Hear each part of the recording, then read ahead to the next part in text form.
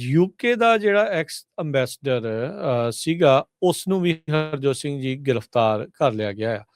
America ਦੇ ਵਿੱਚ ਜਿੱਥੇ ਸਾਰਾ ਵਾਰਦਾਤਾਂ ਵਾਪਰੀਆਂ, ਉੱਥੋਂ ਦੇ ਪੋਲੀਟੀਸ਼ੀਅਨ, ਉੱਥੋਂ ਦੇ ਜਿਹੜੇ ਇਹਨਾਂ ਐਪਸਟੀਨ ਫਾਈਲਸ ਦੇ ਵਿੱਚ ਆਏ ਜਿਹੜੇ ਨਾਮ ਆ, ਉਹ ਚੁੱਪ-ਚੁਪੀਤੇ ਕੇ ਤੇ ਕਹਿ ਲਓ ਵੀ ਸ਼ਰੇਆਮ ਜਿਹੜੇ ਘੁੰਮ ਫਿਰ ਰਹੇ ਆ, ਉਹਨਾਂ ਨੂੰ ਕੋਈ ਅਸਰ ਨਹੀਂ। ਪਰ ਯੂਕੇ ਦੇ ਵਿੱਚ ਜਿਹੜਾ ਹਰਜੋਤ ਸਿੰਘ ਜੀ ਇਸ ਦਾ ਖਾਸਾ ਅਸਰ ਨਜ਼ਰ ਆਇਆ। ਐਪਸਟੀਨ ਫਾਈਲ ਦੇ ਕਰਕੇ ਆਲਰੇਡੀ ਰਾਇਲ ਫੈਮਿਲੀ ਦੇ ਵਿੱਚ ਪਹਿਲੀ ਵਾਰੀ 4 ਸ਼ਤਾਬਦੀਆਂ 'ਚ ਇੱਕ ਬੰਦਾ ਜਿਹੜਾ ਆ ਉਹਨਾਂ ਦਾ ਪ੍ਰਿੰਸ ਜਿਹੜਾ ਐਂਡਰੂ ਸੀਗਾ ਉਸਨੂੰ ਗ੍ਰਿਫਤਾਰ ਕੀਤਾ ਗਿਆ, ਡਿਟੇਨ ਕੀਤਾ ਗਿਆ, ਫਿਰ ਬਾਅਦ 'ਚ ਉਸਨੂੰ ਛੱਡ ਦਿੱਤਾ ਗਿਆ। ਹੁਣ ਯੂਕੇ ਦਾ ਜਿਹੜਾ ਐਕਸ ਅੰਬੈਸਡਰ ਹੈਗਾ ਆ, ਉਹ ਜਿਹੜਾ ਯੂਐਸ ਨੂੰ ਲੱਗਾ ਸੀਗਾ, ਪੀਟਰ ਮੈਂਡਲਸਨ, ਉਸ ਨੂੰ ਵੀ ਕਹਿੰਦੇ ਵੀ ਹੁਣ ਗ੍ਰਿਫਤਾਰ ਕਰ ਲਿਆ ਗਿਆ ਹੈਗਾ ਆ। ਸੋ ਕਹਿੰਦੇ ਵੀ ਇਹ ਜਿਹੜਾ ਸਕੈਂਡਲ ਆ ਐਪਸਟੀਨ ਫਾਈਲਸ ਦਾ, ਉਹ ਕਾਫੀ ਜ਼ਿਆਦਾ ਇੰਟੈਂਸੀਫਾਈ ਉੱਥੇ ਜਿਹੜਾ ਉਹ ਹੋ ਚੁੱਕਾ ਆ। ਤੇ ਪੋਲੀਟੀਕਲ ਤੇ ਮਾਰਕੀਟ ਇਨਫੋਰਮੇਸ਼ਨ ਜਿਹੜੀ ਐਪਸਟੀਨ ਦੇ ਕੋਲ ਸੀਗੀ, ਉਹਨੂੰ ਜਿਹੜੀ ਇਹਨੇ ਕਹਿੰਦੇ ਵੀ ਲੀਕ ਕੀਤੀ ਹੈ ਇਨਫੋਰਮੇਸ਼ਨ, ਉਸ ਜਿਹੜੇ ਆ ਦੋਸ਼ਾਂ ਦੇ ਅਧੀਨ ਸਾਬਕਾ ਅੰਬੈਸਡਰ ਜੋ ਯੂਐਸ ਨੂੰ ਸੀਗਾ ਯੂਕੇ ਵੱਲੋਂ, ਬ੍ਰਿਟੇਨ ਵੱਲੋਂ, ਉਸ ਨੂੰ ਹੁਣ ਗ੍ਰਿਫਤਾਰ ਕਰ ਲਿਆ ਗਿਆ ਆ।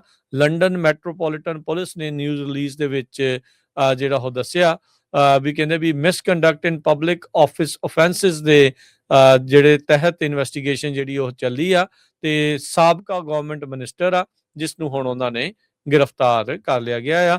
ਥੋੜੇ ਦਿਨ ਪਹਿਲਾਂ ਹੀ 6 ਫਰਵਰੀ ਨੂੰ ਹਰਜੋਤ ਸਿੰਘ ਜੀ ਇਹ ਮੈਂਡਲਸਨ ਦੇ ਨਾਲ ਸੰਬੰਧਿਤ 2 ਪ੍ਰਾਪਰਟੀਆਂ ਜਿਹੜੀਆਂ ਸੀਗੀਆਂ ਉਸ ਦੇ ਉੱਤੇ ਰੇਡ ਮਾਰੀ ਸੀ, ਛਾਪੇਮਾਰੀ ਜਿਹੜੀ ਆ ਉਹ ਪੁਲਿਸ ਦੁਆਰਾ ਕੀਤੀ ਗਈ ਸੀਗੀ। ਸੋ ਹੁਣ ਇਸ ਨੂੰ ਜਿਹੜਾ ਹਰਜੋਤ ਸਿੰਘ ਜੀ ਉਹ ਗ੍ਰਿਫਤਾਰ ਕਰ ਲਿਆ ਗਿਆ ਹੈਗਾ ਆ ਜੀ। ਯੂਕੇ ਦਾ ਜਿਹੜਾ ਐਕਸ ਅੰਬੈਸਡਰ ਸੀਗਾ ਉਸਨੂੰ ਵੀ ਹਰਜੋਤ ਸਿੰਘ ਜੀ ਗ੍ਰਿਫਤਾਰ ਕਰ ਲਿਆ ਗਿਆ ਆ।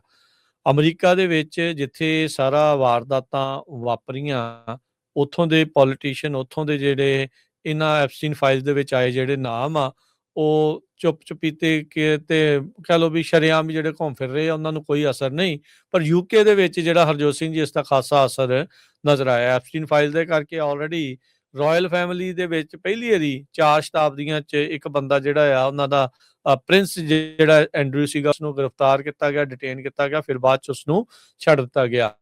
ਹੁਣ ਯੂਕੇ ਦਾ ਜਿਹੜਾ ਐਕਸ ਅੰਬੈਸਡਰ ਹੈਗਾ ਆ, ਉਹ ਜਿਹੜਾ ਯੂਐਸ ਨੂੰ ਲੱਗਾ ਸੀਗਾ, ਪੀਟਰ ਮੈਂਡਲਸਨ, ਉਸ ਨੂੰ ਵੀ ਕਹਿੰਦੇ ਵੀ ਹੁਣ ਗ੍ਰਿਫਤਾਰ ਕਰ ਲਿਆ ਗਿਆ ਹੈਗਾ ਆ। ਸੋ ਕਹਿੰਦੇ ਵੀ ਇਹ ਜਿਹੜਾ ਸਕੈਂਡਲ ਆ ਐਪਸਟੀਨ ਫਾਈਲਸ ਦਾ, ਉਹ ਕਾਫੀ ਜ਼ਿਆਦਾ ਇੰਟੈਂਸੀਫਾਈ ਉੱਥੇ ਜਿਹੜਾ ਉਹ ਹੋ ਚੁੱਕਾ ਆ। ਤੇ ਪੋਲੀਟੀਕਲ ਤੇ ਮਾਰਕੀਟ ਇਨਫੋਰਮੇਸ਼ਨ ਜਿਹੜੀ ਐਪਸਟੀਨ ਦੇ ਕੋਲ ਸੀਗੀ, ਉਹਨੂੰ ਜਿਹੜੀ ਇਹਨੇ ਕਹਿੰਦੇ ਵੀ ਲੀਕ ਕੀਤੀ ਹੈ ਇਨਫੋਰਮੇਸ਼ਨ, ਉਸ ਜਿਹੜੇ ਆ ਦੋਸ਼ਾਂ ਦੇ ਅਧੀਨ ਸਾਬਕਾ ਅੰਬੈਸਡਰ ਜੋ ਯੂਐਸ ਨੂੰ ਸੀਗਾ ਯੂਕੇ ਵੱਲੋਂ, ਬ੍ਰਿਟੇਨ ਵੱਲੋਂ, ਉਸ ਨੂੰ ਹੁਣ ਗ੍ਰਿਫਤਾਰ ਕਰ ਲਿਆ ਗਿਆ ਆ। ਲੰਡਨ ਮੈਟਰੋਪੋਲੀਟਨ ਪੁਲਿਸ ਨੇ ਨਿਊਜ਼ ਰਿਲੀਜ਼ ਦੇ ਵਿੱਚ ਜਿਹੜਾ ਉਹ ਦੱਸਿਆ ਵੀ ਕਹਿੰਦੇ ਵੀ ਮਿਸਕੰਡਕਟ ਇਨ ਪਬਲਿਕ ਆਫਿਸ ਅਫੈਂਸਿਸ ਦੇ ਜਿਹੜੇ ਤਹਿਤ ਇਨਵੈਸਟੀਗੇਸ਼ਨ ਜਿਹੜੀ ਉਹ ਚੱਲੀ ਆ, ਤੇ ਸਾਬਕਾ ਗਵਰਨਮੈਂਟ ਮਿਨਿਸਟਰ ਆ ਜਿਸ ਨੂੰ ਹੁਣ ਉਹਨਾਂ ਨੇ ਗ੍ਰਿਫਤਾਰ ਕਰ ਲਿਆ ਗਿਆ ਆ। ਥੋੜੇ ਦਿਨ ਪਹਿਲਾਂ ਹੀ 6 ਫਰਵਰੀ ਨੂੰ ਹਰਜੋਤ ਸਿੰਘ ਜੀ ਇਹ ਮੈਂਡਲਸਨ ਦੇ ਨਾਲ ਸੰਬੰਧਿਤ 2 ਪ੍ਰਾਪਰਟੀਆਂ ਜਿਹੜੀਆਂ ਸੀਗੀਆਂ ਉਸ ਦੇ ਉੱਤੇ ਰੇਡ ਮਾਰੀ ਸੀ, ਛਾਪੇਮਾਰੀ ਜਿਹੜੀ ਆ ਉਹ ਪੁਲਿਸ ਦੁਆਰਾ ਕੀਤੀ ਗਈ ਸੀਗੀ। ਸੋ ਹੁਣ ਇਸ ਨੂੰ ਜਿਹੜਾ ਹਰਜੋਤ ਸਿੰਘ ਜੀ ਉਹ ਗ੍ਰਿਫਤਾਰ ਕਰ ਲਿਆ ਗਿਆ ਹੈਗਾ ਆ ਜੀ।